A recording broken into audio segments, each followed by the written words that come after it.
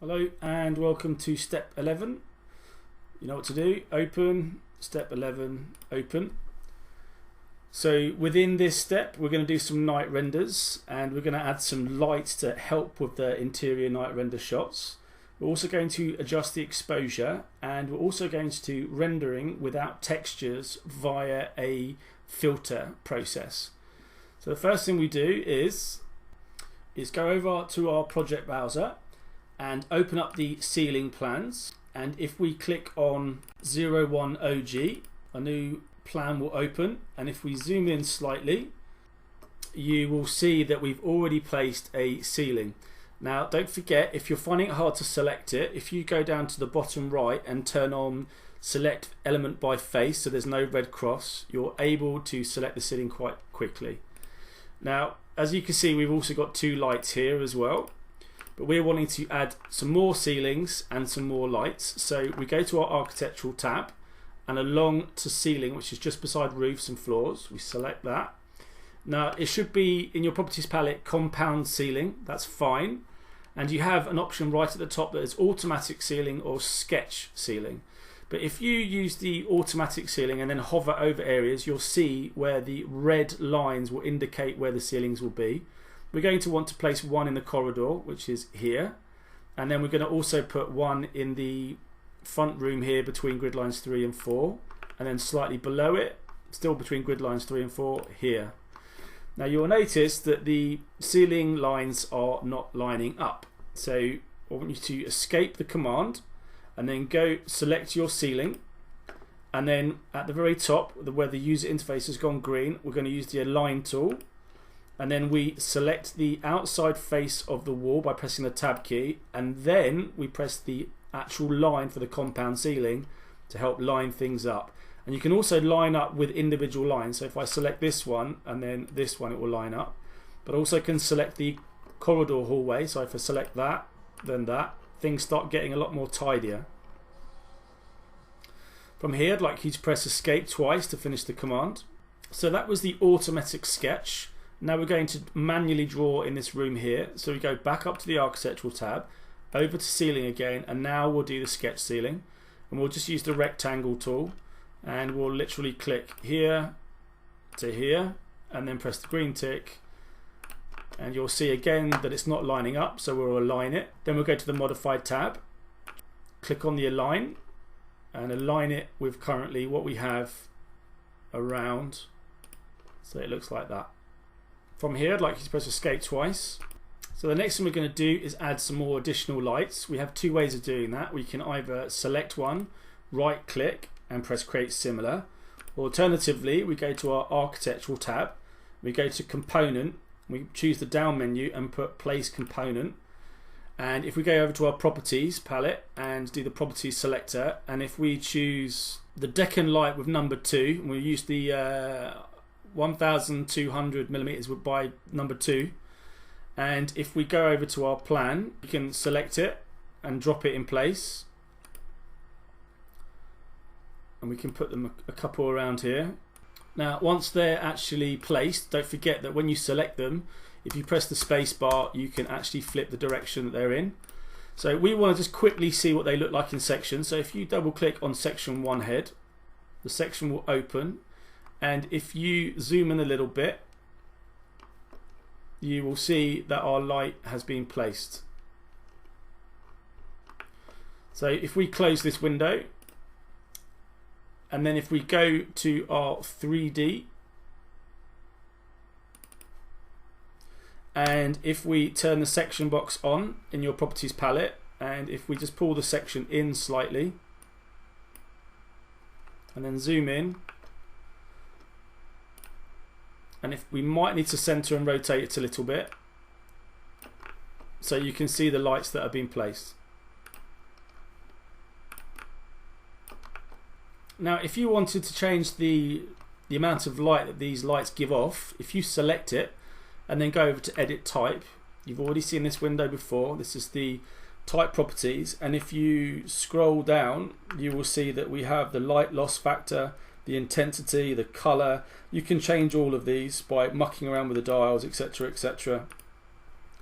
But sometimes it's better to leave them, because if it's an actual BIM family that you've downloaded from a manufacturer, these things should not really be mucked around with. But for the moment, just press apply and then press OK. Okay, so from here, I'd like you to press your original North Night tab, and then right at the very top, I want you to close inactive windows, so the other two tabs have closed. Now, from here, we go down to our graphic options bar and choose the teapot again. Same render window will open. We need to make sure that the quality is under medium and put the resolution at printer 150 dpi. We need to make sure that the exterior artificial is only on, and also you'll notice a new button that we have artificial lights. Once you select that, a new window will open which enables you to actually turn off individual lights that are in the entire project, or group them into sections. So you could have like the living room, the bathroom, the kitchen, etc. But for now we'll leave that, that's absolutely fine. Press OK. Okay, so from here let's press the render button, and I'll come back to you once mine is done.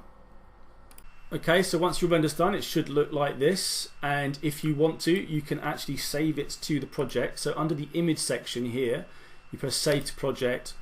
Yeah, that naming convention is fine. Press OK, and then if we close it, and if we go over to our renders, our image will actually be there, which is there. Okay, so the next thing we're going to do is go to our other tab, and then we'll go right up to the top and close inactive windows. Now what we're going to do is we're going to make everything white with a filter. So if we go over to our properties palette, and you'll see here we currently have phase new and we have phase filter, which is none. If we select that and put all white and then bring your cursor back in, you'll notice that everything is kind of greyed out. But what this filter has done is it's made all of the walls etc. white, but it has left the windows as they are so that we can still see through them. Now then from here we go back down to our graphic attributes bar and click on the teapot again, and then from here we're going to change medium to high. And the reason why we're putting it high is because there are no materials in this view, because we've overridden it, making it a lot quicker to render. And then from here we're going to change the lighting to exterior sun only, and then we're going to change our sun settings. So we press the little button with 3 dots on it, and we're going to change it to still. And then what we're going to do is go over to location and press the 3 little dots here. Another window will open, and what we're going to do is change the location to be default. So you select internal mapping services here and put default city list. Now at the moment we've currently got a latitude of 30 degrees and a longitude of 180. We're going to change that to 25 by 175. Once you've done that, press OK, and we're going to change the time to 1 PM, and then once you've done that, I'd like you to press the apply button and then press OK. Now you will notice that obviously everything is a lot darker, but it's not dark enough for our night rendering. So what we're going to do is we'll go down to the bottom and we'll choose the sun path settings, sun settings again, and we'll change 1 PM to 1 AM, and then press apply, and you will see it's very dark now.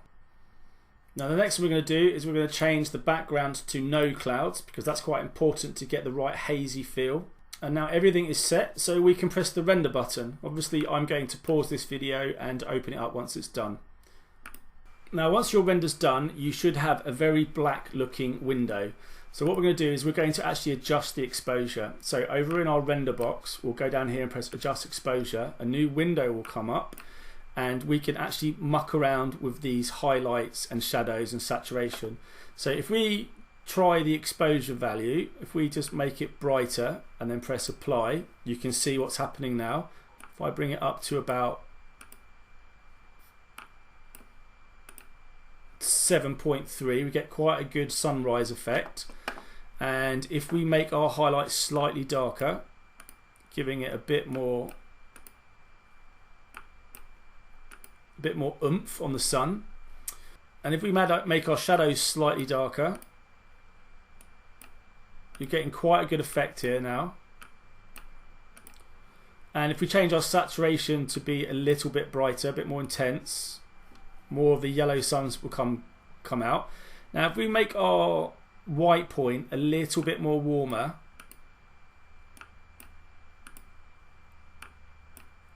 you get a nice ambient yellow glow.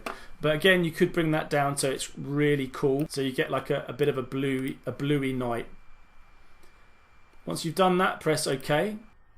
So just like before, if you want to export the image to your desktop, you can. You press this button. Alternatively, you can actually save it to the project. So if once you press save to the project, yeah, that name is fine, it will be added to your renderings under your project browser.